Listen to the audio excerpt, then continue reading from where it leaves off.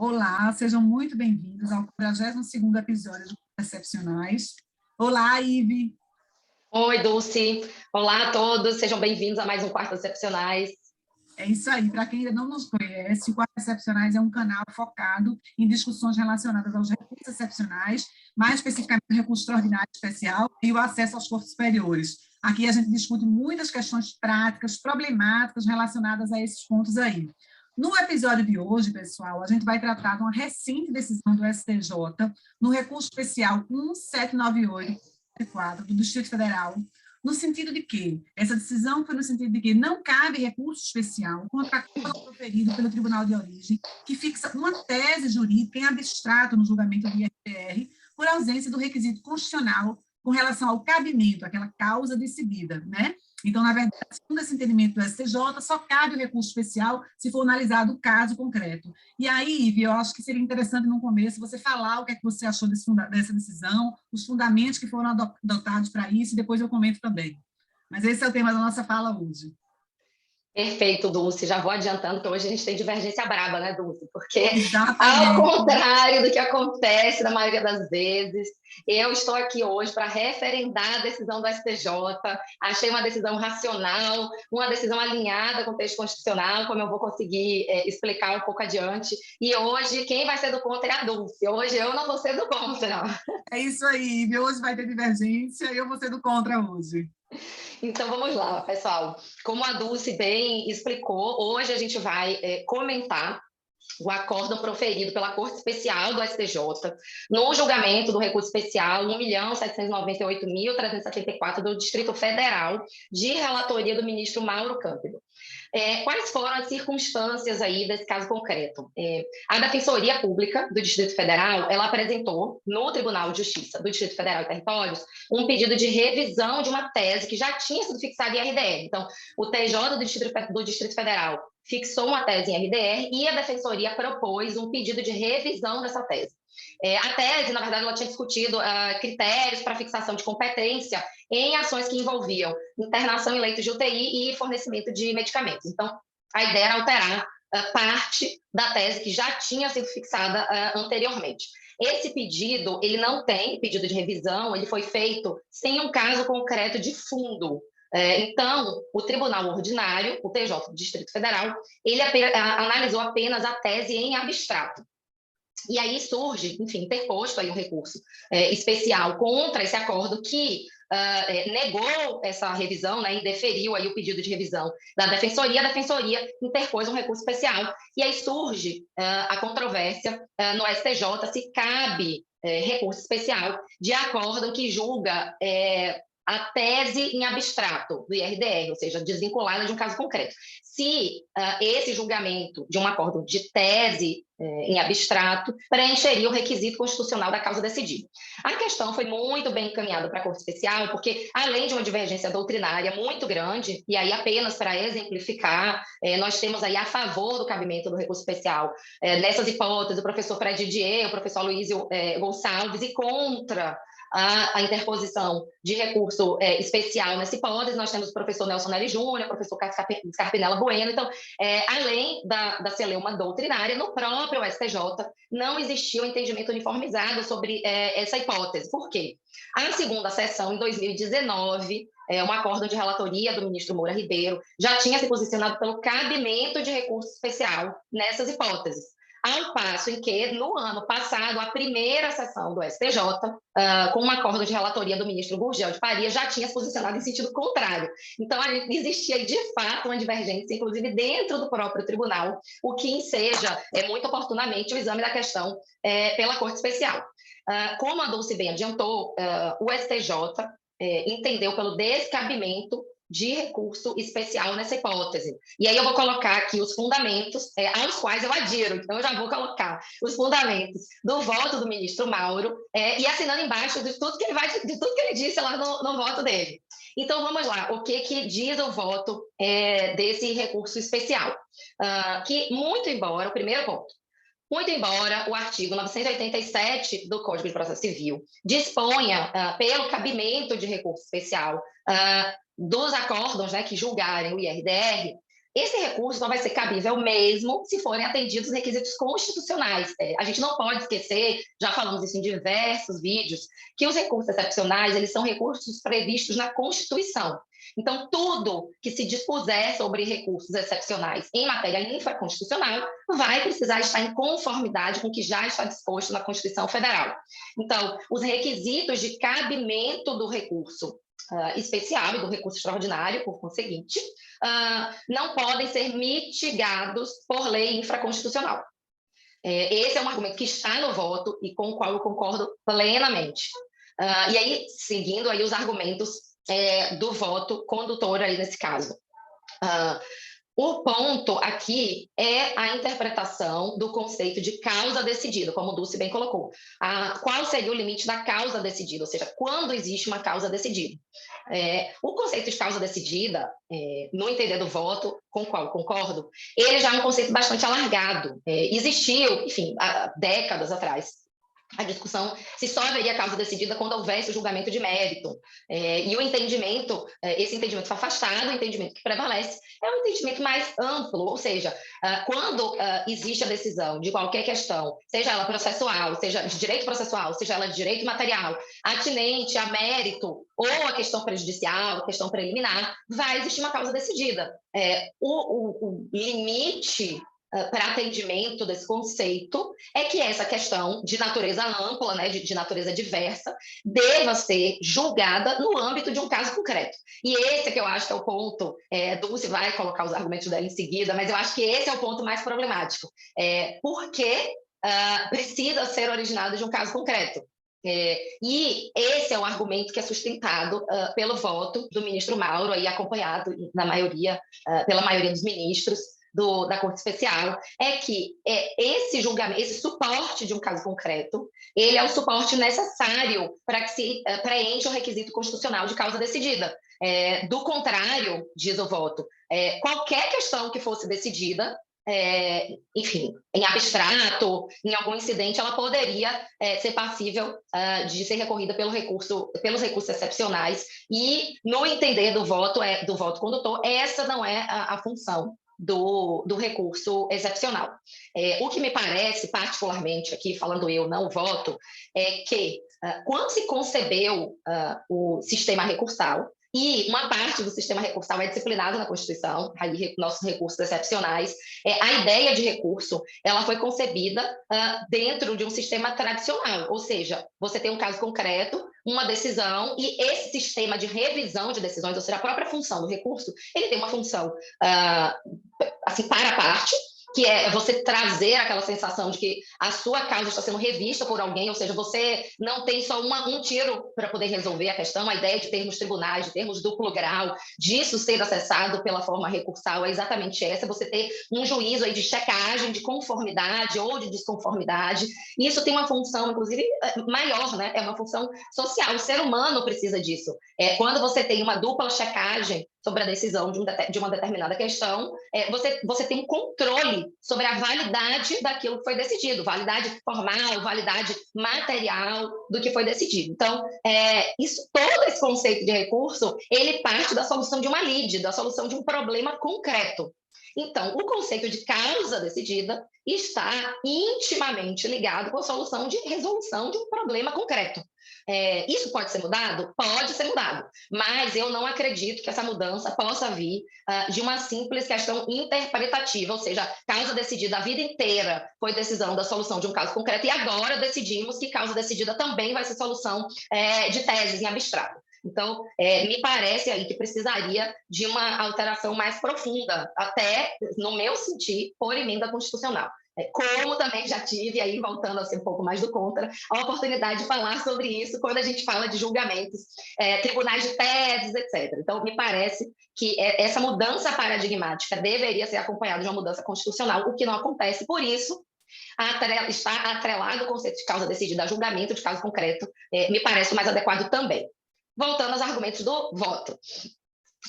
E aí diz o ministro relator, acompanhado aí pela maioria dos ministros da Corte Especial, que só haverá, então, causa decidida no IRDR naquele incidente que também houver o julgamento do caso, Por isso, não vai ser cabível recurso especial de RDR que só julgar uma tese. E aí, o voto faz uma consideração que eu reputo muito importante, porque esse é um argumento, não sei se a Dulce vai sustentar, mas esse é um argumento de que quem defende o entendimento contrário, eles levantam, e eu acho que o STJ respondeu muito bem, que é a questão de estadualização, né, de decisão sobre o direito federal. E o voto diz que não haverá restrição federativa decorrente, né, desse entendimento de não caber RESP nessa hipótese, porque a tese que vai ser fixada em abstrato, no caso, né, de afetação em abstrato, julgamento sem caso concreto do IRDR, esse entendimento em abstrato ele vai ser aplicado em todos os casos concretos. Lembrando que o IRDR, quando afetada a questão, promove suspensão dos casos que também estão discutindo aquela questão de direito afetada, e eles aguardam o julgamento pelo colegiado do tribunal ordinário daquela questão de direito, tendo o caso afetado, sido afetado conjuntamente, né, com a tese ou não. Então, assim, na hora que a tese for decidida, e no caso concreto, a tese em abstrato, né, desvinculada de um caso concreto, aquela tese vai ser aplicada em todos os casos que ficaram sobrestados. Então, nesses casos concretos, quem se sentir prejudicado vai ter interesse, vai ter legitimidade para recorrer, e a questão vai chegar no STJ. Então, e esse recurso, inclusive, e essa é uma ressalva feita no voto que eu também achei bem interessante, como o tribunal local, a presidência do tribunal local vai saber que aquele recurso aplicou uma tese decidida em RDR, é possível, na sistemática do 1036 do CPC, que o próprio tribunal já sugira a afetação daquela questão por STJ. Então, não haveria prejuízo, porque qual é o argumento principal? A decisão que julgue RDR, se caber o RESP, esse recurso pode ser, pelo menos pelo regimento, pela norma regimental do STJ, certo ou errada, esse recurso vai ser julgado como se repetitivo fosse. Ele já chega com outro status no STJ enfim, tem todos os consectários lógicos aí do julgamento de um repetitivo, inclusive o efeito vinculante. Então, esse efeito não se perde. O que vai ser necessário é que as vice-presidências dos tribunais locais fiquem atentas. Aqui se aplicou uma tese de RDR que foi julgada sem caso concreto. Então, esse recurso pode ser afetado pela sistemática do 1036, sugerida, né, a afetação pelo tribunal local, leva-se isso para o STJ, o STJ vai decidir se vai afetar ou não, o que acontece com qualquer recurso com sugestão de afetação de tribunal local. Então, para o STJ, esse efeito positivo, né, de afetação, de julgamento qualificado, de formação de precedente vinculante, não está perdido. E aí, um outro ponto que eu também achei bem, um ponto, né, de fundamentação que eu também achei bem relevante, é que esse raciocínio de não cabimento de RESP, de tese, ele não é novo na jurisprudência dos tribunais superiores. E aí o STJ cita a súmula 513 do STF, que já não admitia a possibilidade de interposição de recurso excepcional de acórdão proferido em incidente de inconstitucionalidade. Porque ali, no incidente de inconstitucionalidade, também existe uma cisão. Se julga a constitucionalidade de uma determinada norma em tese, depois aquele entendimento vai ser aplicado no caso concreto. Então, do acórdão que diz que aquela norma é constitucional ou inconstitucional, não cabe recurso excepcional. E veja, o entendimento que está acumulado. A gente está falando aí de um entendimento que já era reiterado, que já era consolidado na jurisprudência. O STJ já aplicou inúmeras vezes essa súmula para o incidente de inconstitucionalidade. A mesma coisa acontecia no incidente de uniformização de jurisprudência, previsto no Código anterior. Não cabia recurso especial da decisão que uniformiza a jurisprudência do tribunal local. E ainda que a gente esteja falando, óbvio que esses casos IRDR, incidente de inconstitucionalidade, incidente de uniformização de jurisprudência, não são a mesma coisa e não tem o mesmo efeito vinculante que tem o IRDR e não tem, infelizmente, o mesmo prestígio que os atuais precedentes vinculantes têm na nossa doutrina, na nossa jurisprudência. De toda sorte, o voto consigna, e argumento com o qual eu concordo, que o raciocínio é similar, ainda que estejamos falando aí de institutos distintos, com efeitos distintos, mas o raciocínio do incidente de inconstitucionalidade, o raciocínio da súmula 513 do STF, se aplica aqui também. E, por fim, o voto faz um adendo, traz mais um argumento, que eu também reputei bem interessante e com o qual também eu concordo, que é a a impossibilidade desse RESP de tese ser julgado como um recurso repetitivo. Porque, veja, se admite a possibilidade de caber recurso especial desse acórdão do IRDR, que julgou apenas a tese, sem um caso concreto, esse recurso especial, como todos os outros, de acordo com o regimento interno do STJ, vai ser julgado como um recurso especial repetitivo. E aí diz o voto vencedor, né, o voto do ministro relator. A sistemática do recurso repetitivo ela foi pensada através da afetação de um caso concreto. Não se trabalha com a perspectiva de um julgamento de recurso especial repetitivo sem um caso concreto por trás, até porque a tese de direito ela é fixada a partir dos contornos de um caso concreto. Então, não se poderia admitir que esse recurso especial fosse julgado como um recurso repetitivo. Sobretudo, além desse primeiro argumento, que para mim já é muito forte, por um outro argumento mais importante ainda, nesse pedido de revisão, e aí falando do caso que ensejou esse julgamento, não houve um contraditório efetivo. Diz o ministro relator, não tem parte contrária aqui. Você não tem um contraditório exaustivo. Então, como que esse recurso vai ser julgado como um RESP repetitivo, vai ter efeito vinculante, sem ter um contraditório, sem que ele venha de um histórico de um contraditório exaustivo? A gente já falou milhares de vezes aqui no Quartas sobre a importância da escolha do caso que vai ser afetado, justamente por um caso que venha aí com petições complexas, completas, que tragam todos os argumentos, e isso, de fato, foi constatado pelo voto do relator que o caso em si não teve isso, e o prejuízo, né, à democracia que se haveria de termos uma decisão vinculante nacionalmente, que seria a decisão do recurso repetitivo que julgasse esse acórdão de RDR, com esse déficit aí de contraditório. Então, esses são, por fim, só para pontuar, o voto traz aí justamente essa necessidade de se pensar sobre a questão do interesse, da legitimidade recursal, nesses casos de RDR, como trazer isso para o STJ, ele traz até a necessidade de se amadurecer isso antes de começar a admitir RESP de tese, ou seja, precisaria aí de um amadurecimento dessa ideia, até pelos argumentos que antes foram sustentados, né? Até para que se chegue aí a uma eventual alteração desse conceito de causa decidida vinculada a caso concreto. Então, esses foram os fundamentos sustentados no voto do ministro Mauro Campbell, com os quais eu concordo plenamente, com aquele adendo que eu fiz aí um pouquinho sobre a explicação da necessidade ainda de um caso concreto. Dulce, eu imagino que você está em cócegas aí para rebater todos esses fundamentos. Fique à vontade, a palavra é sua. Excelente sua explicação. O voto realmente é uma aula, é um voto maravilhoso, mas assim, eu pontuei alguns aspectos para tratar com você aqui, para a gente compartilhar com o pessoal algumas ideias em relação a esse julgamento. Como você falou agora há pouco, de fato, isso aí não é um julgamento submetido ao regime do repetitivo, né? Então, na verdade, não se trata de precedente firmado em repetitivo, então não seria um precedente qualificado, ao menos para o que eu trabalho lá no 1030, que seria a hipótese de negativa de segmento, então a gente não estaria diante de um precedente qualificado, nesse caso, desse entendimento que a gente está discutindo na nossa conversa de hoje.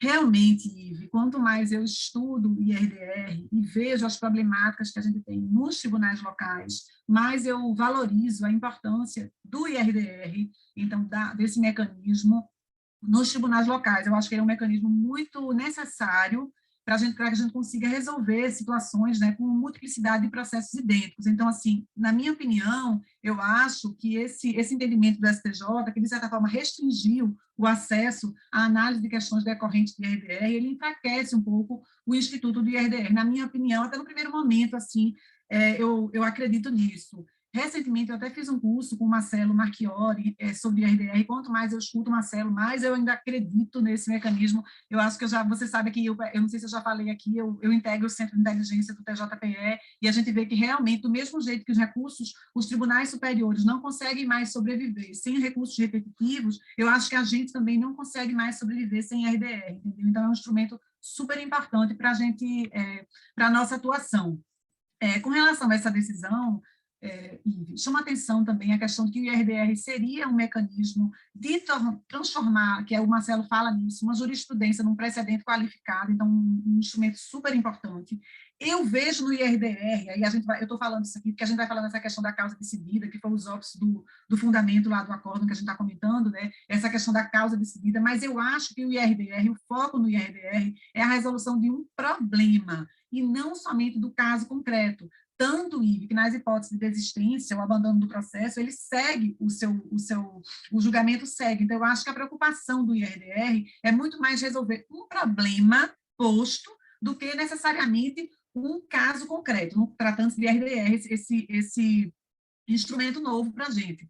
No IRDR, de fato, há essa cisão do julgamento, né, para que se defina a tese jurídica e depois aplica ela ao caso concreto. Mas eu tenho a impressão que essa cisão desse julgamento reforça, inclusive, que são duas questões decididas, tanto a tese no primeiro momento, depois o caso concreto. E eu tenho a impressão que o STJ, a gente vê que, nesse caso, o STJ meio que fechou uma porta para reexaminar uma questão, e como você falou aí, de fato, a gente não vai ter uma estadualização dessa decisão, porque será possível que as partes entrem com recurso especial, depois da análise do caso concreto, e a situação chegue aos tribunais superiores. Mas, na minha ótica, não parece razoável esperar essa decisão do caso concreto para rever essa tese firmada, esse entendimento. Então, eu acho, Lívia, assim como o professor Fred Didier, como a professora Sofia Temer, eu tenho a impressão que, na verdade, a gente precisa rever um pouco, revisitar o conceito de causa decidida, para que a gente não crie um óbice ao acesso às cortes superiores nessa situação, de forma aí que a jurisdição, a causa é decidida, não só quando o caso é decidido, é quando a questão é resolvida, né? Então, acho que se o problema for resolvido, a questão foi resolvida. Se a gente for analisar o artigo, acho que é o 976 do CPC, ele fala que, na verdade, eu até tinha destacado aqui esse artigo para a gente reforçar que no IRDR é uma questão de direito processual ou material que é resolvida. Então, o julgamento dos casos repetitivos, ele tem por objeto a questão. Então, a gente chama atenção para essa questão, que o IRDR decide a questão, e essa questão, na minha opinião, ela poderia, sim, ser submetida aos tribunais superiores, no recurso especial, considerando que a causa questão foi realmente solucionada no caso, sabe? Teve também, como você falou aí, a questão um dos fundamentos do julgado também foi a questão da súmula 513 do STF, né? Segundo a qual descabe a interposição de recurso extraordinário contra acórdão que aprecia incidente de arguição de inconstitucionalidade. Mas, assim, eu tenho a impressão, que essa súmula, ela foi editada num contexto diferente, entendeu? Então, eu acho que a gente deveria, eu acho que essa súmula não seria aplicada ao caso, e, de fato, a gente revendo, revisitando esse conceito de causa decidida, estariam preenchidos, sim, os requisitos constitucionais para que a gente possa, o STJ possa examinar essa questão. Como você falou, tem um argumento aí que você falou, que eu acho que ele é importante, realmente, essa questão do contraditório, de como seria vista a análise dessa questão, como ela chegaria aos tribunais superiores, mas, assim, fazendo a ponderação dos valores que estão em jogo e da importância de que o Tribunal Superior já se manifeste sobre a questão, para que os tribunais locais possam ou não aplicar aquele entendimento, eu tenho a impressão que não foi um bom caminho, não é um bom caminho, na minha ótica, fechar o acesso dessa tese para que aguarde que vários processos fiquem pendentes, tanto na justiça local, quanto para que a gente aguarde essa causa decidida para chegar aos tribunais superiores. Então, assim, e aí, outro ponto também que eu queria falar aqui é em relação a que a gente já tratou aqui no quarto excepcionais, até sobre o pré-questionamento ficto do 1030, de certa forma, a gente, no pré-questionamento ficto, a gente também tem uma causa que não foi decidida verdadeiramente, a gente vai considerar ela fictamente decidida, e a gente possibilita o acesso aos cursos superiores, né? Por conta do 1035 do CPC. Então, da mesma forma ali, a gente também não teria a causa decidida pelos tribunais locais. Mas eu acho que o mais importante, assim, como eu já falei aqui, considerando até os objetivos, né, do IRDR, de proporcionar isonomia, segurança, né, eu acho que o IRDR também, ele formula um precedente, ele se desvincula um pouco até dos casos concretos, mas ele vincula os outros órgãos, né, os órgãos da justiça local. Então, assim, na verdade, a minha opinião é de que essa decisão, considerando todo o sistema de precedentes, toda a importância do IRDR, não favoreceu o Instituto, e eu realmente, eu afastaria a súmula 513 e revisitaria o contexto de causa decidida. Você falou aqui também, você falou, né, a questão da mitigação dos requisitos para acesso às cortes superiores seria aquela questão da causa decidida, que a gente sempre fala nela aqui, quando a gente vai tratar da Constituição Federal, das hipóteses de cabimento do recurso extraordinário, mas aí, como eu te falei, tanto no pré-questionamento ficto, há essa mitigação, e eu acho que analisando a realidade que a gente tem, a gente poderia, de fato, mitigar esse requisito. Assim, não é mitigar, é a gente considerar a causa decidida como questão decidida, sabe? E você também falou aquela questão de se os processos vão chegar aos tribunais superiores, aquela questão da estadualização. Então, falando mais uma vez, eu acho que vão chegar, sim, a depender da interposição de um recurso, mas eu acho que não foi o melhor caminho esse trilhado pelo STJ. Assim, eu até acredito que talvez essa questão vá ser revista, vamos aguardar, né? Eu sei que você defende a decisão, acho que aí o Tribunal STJ foi pelo caminho técnico certo, mais tradicional, de ver esse conceito de causa decidida ali, processo, né, a causa decidida da parte, mas eu tenho a impressão que no sistema que a gente tem hoje, esse conceito de causa decidida precisa ser ampliado. Se a questão foi decidida pelo tribunal local, já se manifestou, se há uma possível violação à legislação federal, eu acho que seria bem mais interessante que o STJ, de logo, já se manifestasse sobre a questão. Então, eram essas considerações que eu queria fazer aqui, e aí você pode também reforçar alguma coisa, se você achar importante. Querida, agradeço muito seus fundamentos, seus comentários, sua crítica. Eu conheço muita gente que vai na linha do que você defende, pessoas com tanto conhecimento quanto você, tão respeitáveis quanto você. Mas sobre o que você pontuou, eu vou colocar só 2 pontos, porque eu acho que a questão já foi bem polarizada aqui no nosso vídeo, mas só 2 coisas em cima do que você falou. Quando você fala do Instituto, do IRDR, do objetivo, não discordo de nada. Assim, até aí, eu concordo com você. O que eu acho é que a gente não pode confundir o objetivo do IRDR com o objetivo do recurso. Então, assim, se o objetivo do IRDR é resolver um problema, se o objetivo do IRDR é dar uma solução, ainda que em abstrato, né, sem precisar de um caso concreto, a opção legislativa por esse caminho precisa ser coerente com a consequência jurídica que essa escolha acarreta. Tanto que dá para ver exatamente a diferença entre ambos os institutos que estão dentro do sistema de precedentes IRDR e RESP repetitivo, que o IRDR tem todo esse espectro que você delineou muito bem, e do qual eu não discordo, mas o recurso especial repetitivo, ele tem uma outra lógica. E o precedente, entre aspas, sempre para mim, ele vai nascer da afetação de um caso concreto. Você não tem outra forma de afetação de um recurso especial repetitivo, de um recurso extraordinário repetitivo, se alguém conhecer algum. Então, a sistemática de um recurso vai ser sempre diferente da sistemática de um incidente. Então, eu acho perfeito e possível de se conviver você ter um incidente que tem um processo de afetação em abstrato, de um recurso que, muito acertadamente, só pode ter um processo de afetação de um caso concreto. Então, assim, o 1037 até o 1041 prevê todo um delineamento, e o 1036 e 37 em especial, né, que falam da proposição de afetação e da afetação. Eles vêm de um caso concreto, de uma causa decidida. Então, existe aí uma amarração lógica com o texto constitucional. Então, me parece aí que o fato do IRDR ter todo esse delineamento que você propôs não impede de que o recurso especial tenha todo o delineamento para um crime diferente. O que vai impactar é a consequência jurídica de um acórdão de um IRDR em abstrato, de um acórdão de um IRDR em concreto. Então, a gente não poderia, no meu sentir, equiparar, considerando a lógica recursal e os requisitos constitucionais do recurso especial, equiparar e dizer que só porque o IRDR tem uma importância no sistema, que a gente vai desconsiderar essa diferença técnica. Então, era esse ponto. E com relação à súmula, eu entendi que você fez aí uma interpretação, você tem um entendimento de que essa súmula não poderia ser aplicável por analogia, mas, assim, o que eu penso? Partindo da ótica de que a norma infraconstitucional tem que estar coerente com o texto constitucional, se essa súmula, né, se esse racional, vamos pensar no racional da súmula, ele valia antes, né, da existência do IRDR, e o texto constitucional é o mesmo de lá para cá, essa súmula foi feita num outro contexto, né, de uma outra Constituição, mas ela sempre foi plenamente aplicável no contexto da Constituição de 88. Então, se esse racional é aplicável na Constituição de 88 desde 88, a gente continuaria, em tese, tendo que obedecer a esse racional, porque a Constituição ainda não mudou e esse racional foi recebido pela Constituição de 88, desde 88. Então, eu só tinha esses pontos, mas, assim, eu, até certo ponto, concordo com você, todo aquele delineamento do IRDR, compreendo perfeitamente seus fundamentos, são muito bem embasados, partem de premissas distintas, das quais o voto partiu, das quais também o meu entendimento parte, mas, por isso, chegou a conclusões diferentes, né?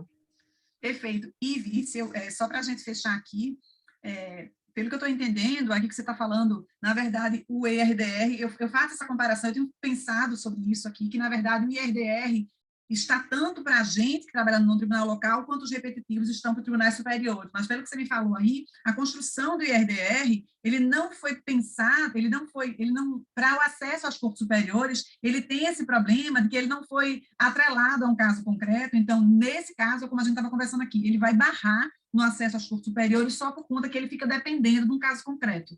Não é isso? Então, eles se equiparariam, mas o repetitivo sempre nasce de um caso concreto, e o IRDR, na verdade, esse incidente, para que ele possa chegar às cortes superiores, ele tem que se atrelar a um caso concreto, né? Aí eu fico pensando, assim, só para a gente refletir aqui, qual seria, nesse caso, né? A gente falou aquela questão do contraditório, de ter uma participação, mas, assim, qual vai ser a utilidade do STJ nesse momento, que chegou lá às portas do STJ, uma tese, uma posição do tribunal local sobre aquela matéria, qual será a utilidade do STJ ter fechado essa porta?